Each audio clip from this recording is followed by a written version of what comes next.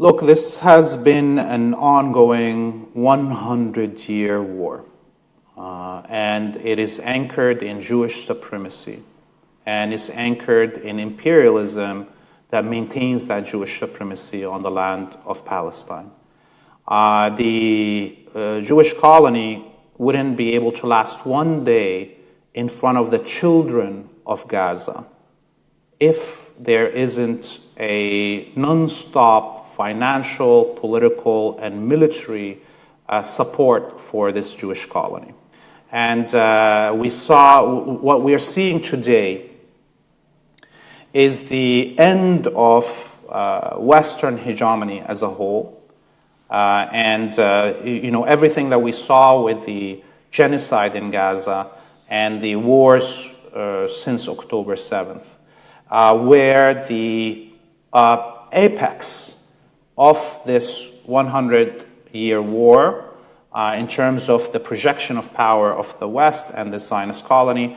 And from this point on, it is a retreat for both the empire as a whole and its favorite lapdog.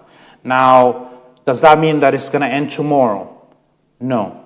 Does that mean that we're not going to have more wars? No.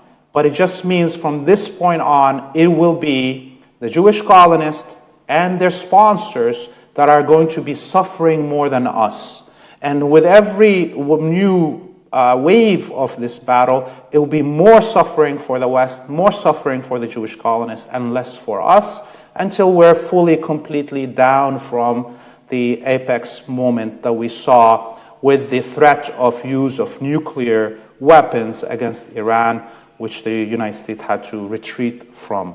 So when we look at this moment, because we saw all this 100 years before, sometimes we're unable to see what's coming. We feel that there's a routine, a repetition.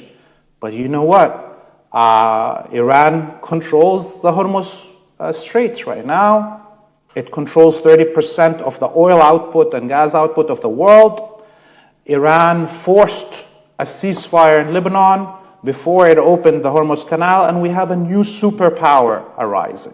Does that mean the Israelis are going to just give up, or the Americans are just going to give up? That's not what I'm trying to say. What I'm trying to say is that we are living right now a historic moment, probably the only comparative moment that we can look in our history to is that moment of the tripartite attack on Egypt by the French, the British, and the Israelis in 1956, which ended with the defeat of that tripartite invasion. You're talking about the Suez Crisis. Exactly, and the end or the demotion of France and England, the UK, from being superpowers to being secondary powers under the control of the United States.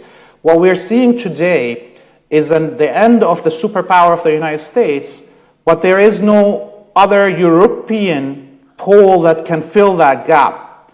What is rising right now is a new world, multipolar world, that Iran is going to be one of the central poles of it, and the axis of resistance, including members like Hezbollah or Ansarullah in Yemen, are going to be the victors in this, the ones that are going to pick the fruits of this battle.